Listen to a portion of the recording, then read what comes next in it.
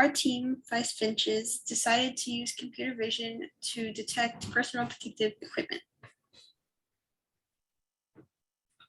This is just a general overview of what we'll be presenting during this presentation. This is the team. I am Elodia Honigstein, backend developer. Nikita Shrestha is the mentor / instructor. I'm Joshua. I did machine learning and I'm the product manager. I'm Theodore Alexander. I am our front-end developer. I'm Zeeshan Kasim, and I did some.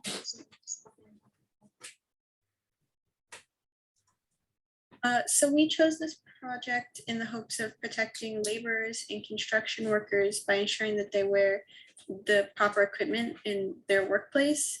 It can be used in workers' compensation cases, preventing injury and even death, and just a general providing safe workplaces for our laborers. Some issues we faced were the amount of data we had and how our labeling worked. So we originally had 1,700 photos all annotated, but the AI couldn't get a higher precision percent, so we had to increase it to 2,100 pixels. And AI had a difficult time differentiating between a helmet and a helmet on head. So to make it easier, we just made one class, and that is just helmet.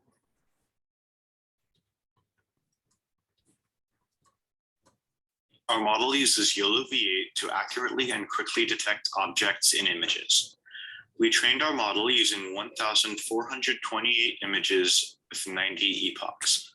This gave our model approximately 80% accuracy as shown on the right side of this slide.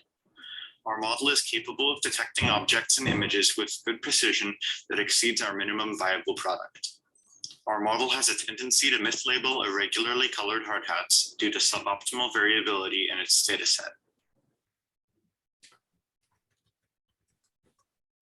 Yeah, so now I'll be briefly showing our website.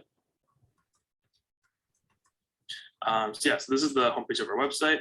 We have an about page talking about like what our model does and why we thought it was important.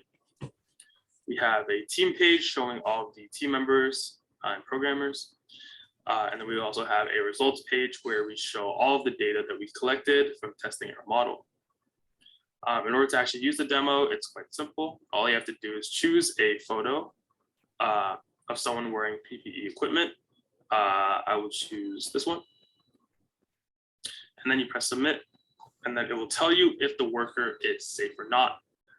In this case, this worker is safe, and it will also highlight all of the pieces of equipment they're wearing. Yeah, so in conclusion, construction is one of the most dangerous commercial jobs due to the conditions the workers are in. And because of that, it's extremely important that if something does go wrong, then the worker is as best protected as possible. Our model does have above average accuracy and pretty high reliability. However, in order for it to be properly deployed, the accuracy would have to go from 80% to around 99%, if not higher.